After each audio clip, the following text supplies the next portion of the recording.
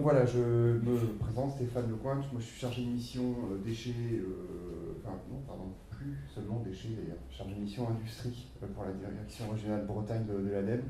Historiquement, je m'occupais effectivement seulement de déchets d'économie circulaire. Maintenant c'est en transverse sur tous les sujets de compétences de l'ADEME, donc sur la cible des entreprises industrielles. Quand je parle des sujets de compétences de l'ADEME, donc un petit mot pour vous rappeler ce qu'est l'ADEME.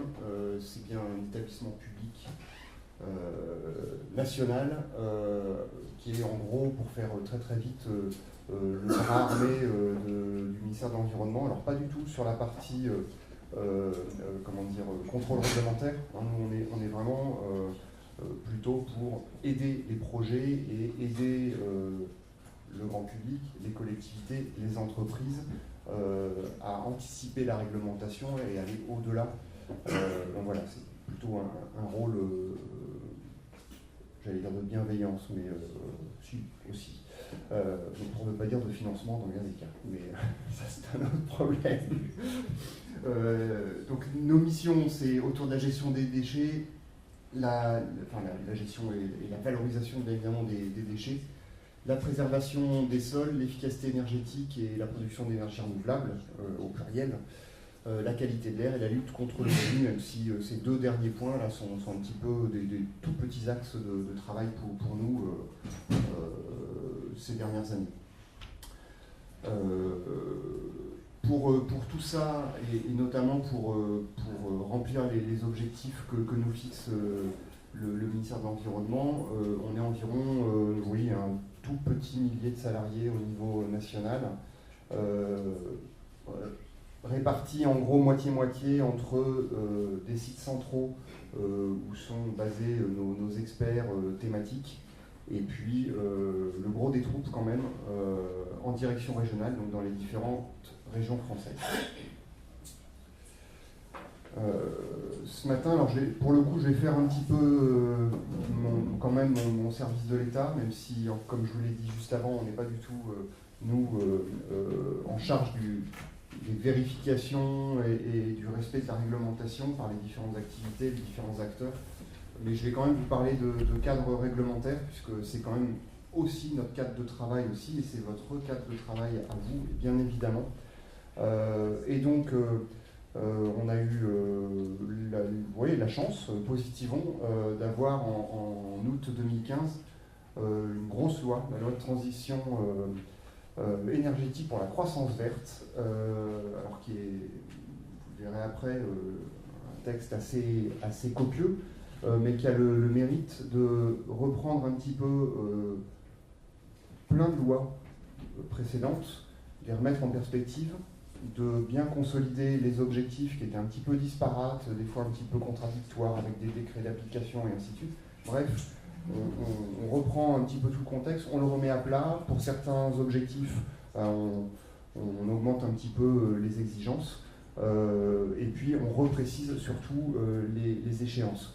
Donc les très grands chiffres, mais j'y reviendrai rapidement ensuite, moins 40% d'émissions de gaz à effet de serre en 2030 par rapport à 1990, moins 30% d'énergie fossile en 2030 par rapport à 2012, porter la part des énergies renouvelables à 32% de la consommation finale en 2030 et à 40% de la production d'électricité, réduire la consommation énergétique finale de 50% en 2050 par rapport à 2012, moins 50% de mise en décharge des déchets à l'horizon 2025, ça c'est aussi un objectif qui va arriver très très vite, et diversifier la production d'électricité et baisser la part du nucléaire à 50%. Comme je vous le disais, cette loi TEPCV, on va faire plus vite que transition, comme je dis, pour la croissance verte. Enfin, il y a quand même une notion de croissance verte. J'insiste là-dessus parce que c'est aussi un fil conducteur de ce texte. C'est que derrière, comment dire, il y a énormément d'éléments, d'objectifs qui encadrent aussi cette possibilité de croissance. On n'est pas du tout sur une loi qui prône la décroissance, qui verrouille, et ainsi de suite. C'est je pense, particulièrement important. Donc cette loi modifie le code de l'environnement et le code de l'énergie, et tout un tas d'autres réglementations spécifiques, alors là qui vous touchent directement, bâtiment, urbanisme. Et donc globalement, l'idée c'est effectivement de rompre avec ce modèle d'économie linéaire. Hein, l'économie linéaire, c'est j'extrais des matériaux de l'environnement, je les transforme, je les manufacture, je les vends, on les consomme, on les use, ça devient un déchet que l'on jette. Ça, c'est voilà, le vieux modèle. Et donc on tend maintenant, enfin il est grand temps en tout cas, de passer à une économie circulaire, où là globalement on est sur une consommation sobre et responsable des ressources naturelles, donc on fait attention déjà à ce que l'on extrait du milieu naturel, et puis derrière on fait en sorte de prolonger la vie de ces matériaux pour en faire le moins possible de déchets, et encore une fois générer de la valeur, c'est pas contradictoire. Cette loi, elle vise les collectivités locales et territoriales, mais au-delà de ça, elle vise bien évidemment tous les acteurs publics, particuliers et entreprises. Donc le monde privé est particulièrement visé aussi par ce texte. Cette loi aussi, elle repose sur l'action de tous. Alors de l'État évidemment, puisqu'il y a tout un tas du coup d'initiatives, de contrôle, d'évaluation, de suivi. C'est pas tout de fixer des objectifs, encore faut-il en mesurer la situation pour savoir si effectivement on est sur une bonne trajectoire ou si malheureusement on prend du retard, éventuellement d'avance, mais en général c'est plutôt du retard malheureusement. Les collectivités territoriales qui sont au cœur du développement local, au cœur d'initiatives, qui sont aussi une force de commande publique, bref, qui ont un rôle évidemment moteur sur tous ces aspects-là. Les entreprises qui sont à la fois touchées par les objectifs, qui se voient imposer un certain nombre de contraintes complémentaires, mais aussi de règles du jeu constructives, et qui peuvent être complètement au cœur de la réalisation de ces objectifs-là, notamment en se positionnant sur des marchés nouveaux en lien avec les objectifs.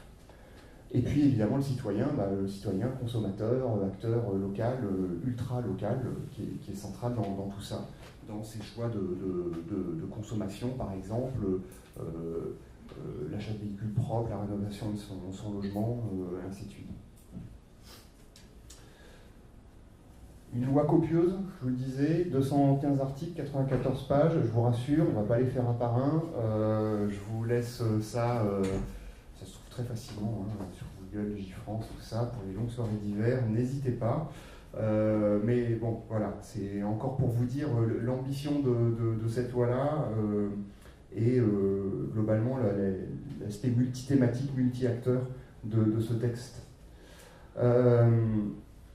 Des objectifs quantifiés, je vous ai présenté en début les objectifs très principaux, vraiment dans tous les secteurs. Hein, donc sur les gaz à effet de serre, qu'on doit diviser par 4 entre 90 et 2050.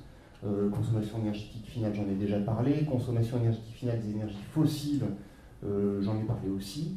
Les ENR qu'on doit augmenter, donc énergie nouvelle et renouvelable, pardon, qu'on doit augmenter de 10 points, multiplié par 5 d'ici 2030. 2030, c'est autant 2020, c'est demain matin, 2030, c'est demain après-midi. La quantité de chaleur et de froid renouvelable et la récupération de chaleur et notamment la distribution par des réseaux de chaleur ou de froid. Bon, plus classiquement, c'est du réseau de chaleur, mais enfin, il existe aussi des réseaux de froid. Réduire la part du nucléaire, j'en ai parlé aussi. Voilà. Toujours dans ces objectifs quantifiés, des objectifs de rénovation des bâtiments, hein, 500 000 par an à compter de 2017. J'ai plus les chiffres en tête pour la Bretagne, mais autant vous dire qu'on n'est pas du tout dans cette épure-là, bien malheureusement. On est, pour faire vite et un peu trivial, on est complètement à la rue. Bon, voilà. Avec une priorité au traitement de la précarité énergétique.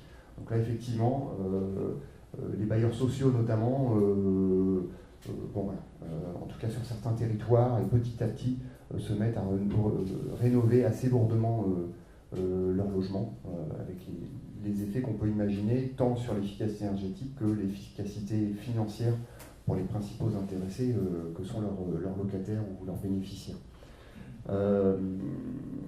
Des objectifs aussi en termes de points de recharge pour les véhicules électriques et hybrides. Hein, de la même façon, là, on annonce une sortie du parc automobile français du thermique vers l'électrique. Bon, encore faut-il avoir en face les infrastructures. Voilà, donc, et puis dernier point qui est important, effectivement, on en entend parler aussi épisodiquement, cette fameuse fiscalité carbone qui va augmenter, hein, donc avec globalement effectivement les activités polluantes, les usages polluants qui vont devenir d'autant plus chers et impactants financièrement. C'est malheureusement pas le tout de dire que ça pollue et que c'est pas bon pour l'effet de serre, pour la planète, pour ceci, pour cela. Malheureusement, si on ne tape pas un petit peu dans le portefeuille, c'est peu suivi de prise de conscience. Et surtout, tant qu'on reste sur une fiscalité carbone très très faible, ça rend des projets faiblement carbonés non rentables. Les énergies renouvelables par rapport à une bonne grosse chaudière gaz naturel ou fuel, tant que la chaudière gaz naturel ou fuel est très peu coûteuse, effectivement la solution biomasse ou la solution de récupération de chaleur fatale ou de solaire thermique ou que sais-je, n'est malheureusement pas concurrentielle. Donc on ne passe pas sur ces nouvelles technologies. Donc si on ne passe pas sur ces nouvelles technologies-là ne trouvent pas de marché, les prix restent hauts, ça ne sera jamais rentable. Donc il faut casser ces dynamiques malheureuses-là pour, encore une fois, sortir de cette économie linéaire, comme je vous le disais tout à l'heure, et passer sur des choses plus rationnelles et plus constructives.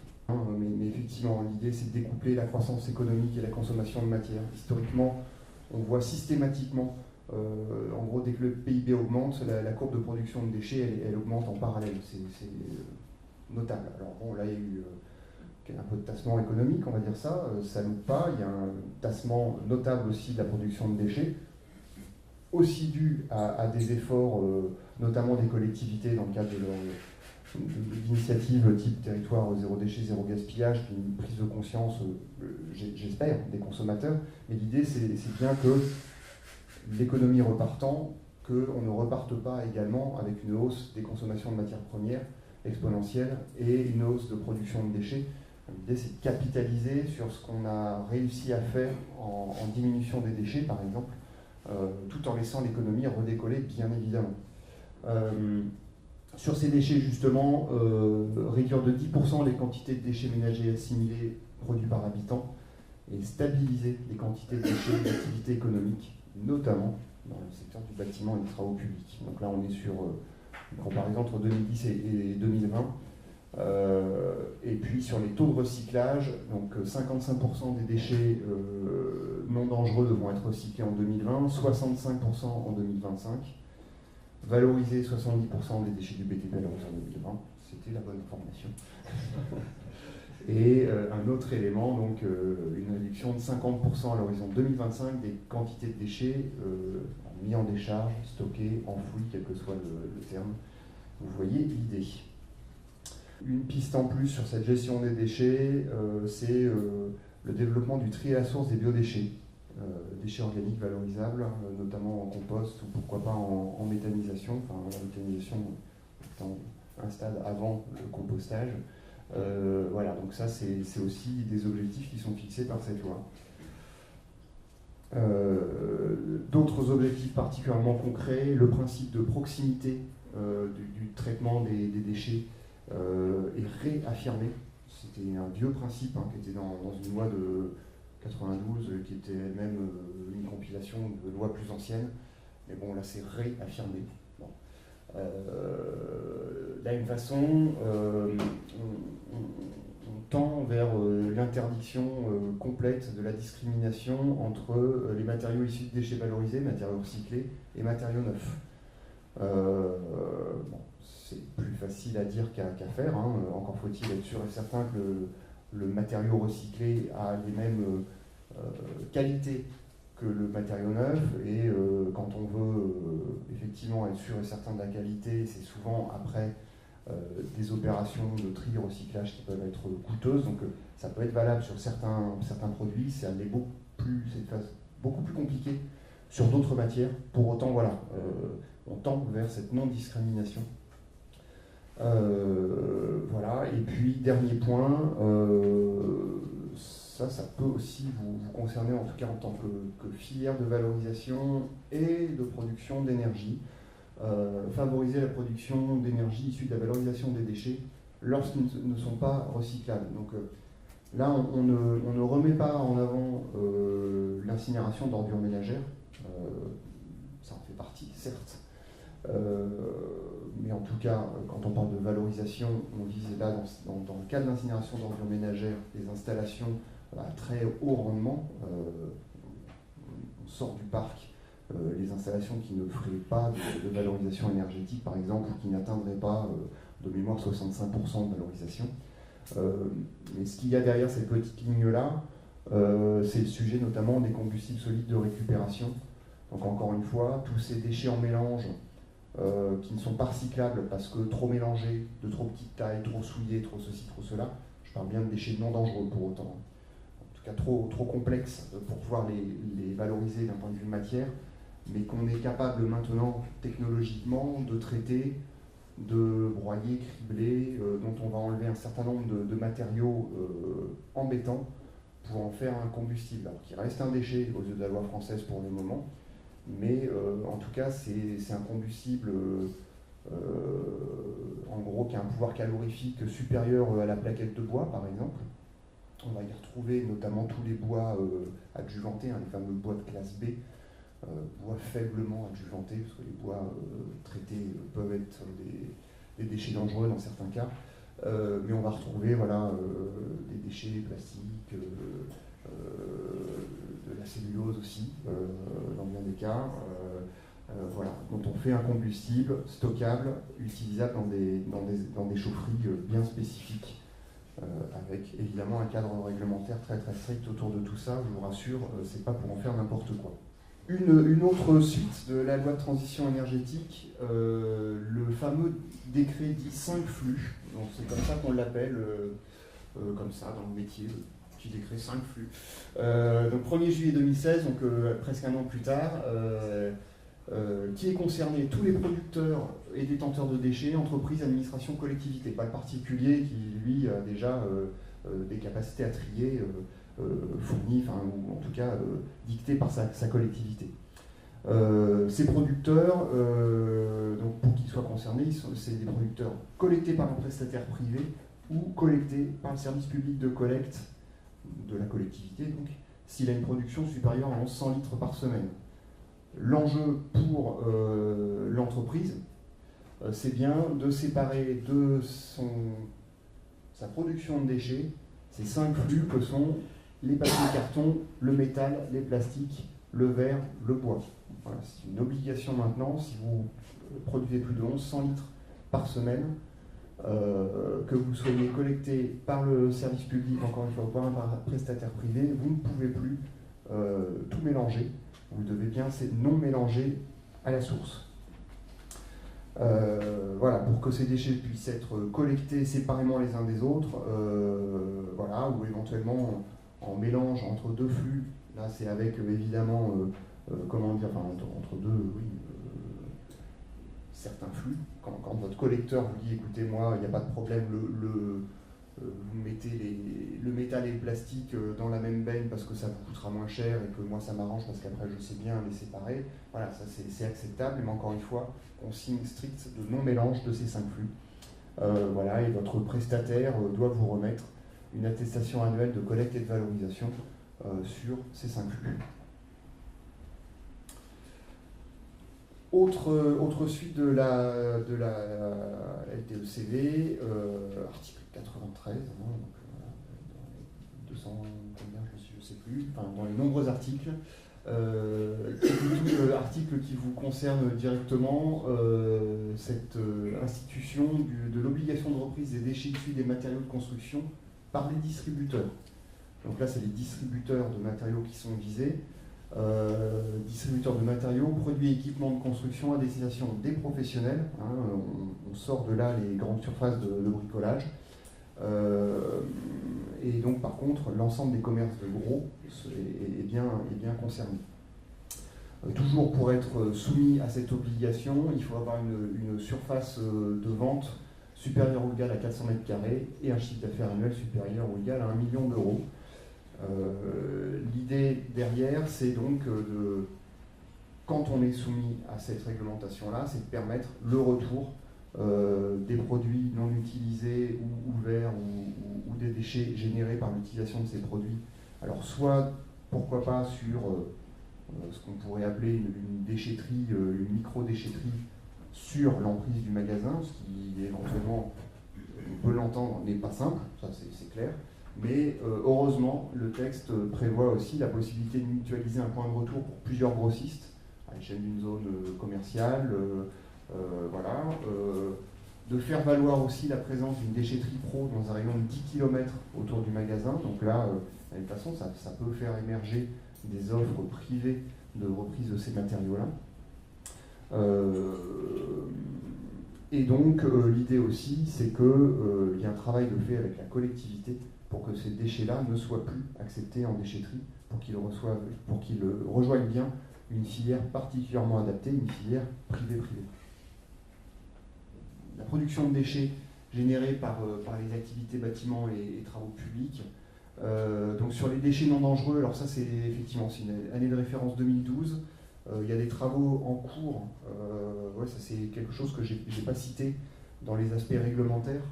Sachez que auparavant, les déchets du BTP étaient planifiés. Il y avait dans les lois cadres, le code de l'environnement, ainsi de suite, il y a des obligations de planification de la gestion des déchets. Et donc les déchets du BTP, tout comme les déchets non dangereux, étaient planifiés à l'échelle du département. La loi NOTRe a transféré ces compétences-là à l'échelle régionale. Donc c'est le conseil régional maintenant qui est responsable de la planification des déchets. Et donc c'est bien la planification de tous les déchets à l'échelle régionale qui est en cours à l'heure actuelle au niveau de la Bretagne. Et donc tous ces chiffres d'inventaire, d'évaluation de la situation sont en cours d'être remis à jour pour le territoire breton. Entre nous, la planification à l'échelle régionale, je la trouve moi plutôt pertinente, dans le sens où, et surtout une planification générale sur tous les flux de déchets. Avant on avait un plan déchets non dangereux, un plan déchets du BTP. Dans les déchets du BTP, il y a des déchets non dangereux, puis il y avait aussi des déchets dangereux, puis il y avait beaucoup de déchets inertes. Il y avait un plan régional déchets dangereux et un plan régional déchets d'activité de soins. Ça faisait beaucoup de plans sur beaucoup d'étagères dans beaucoup d'armoires. Et par contre, avoir une vision un petit peu panoramique des choses et une consolidation de filières communes, d'outils de traitement, d'outils de collecte pertinents et encore une fois économiquement rentables, on perdait peut-être un petit peu le fil de tout ça en morcelant trop, et d'un point de vue territorial, en s'attachant juste à un département, sachant que les déchets, la frontière départementale, c'est un étrange concept quand même.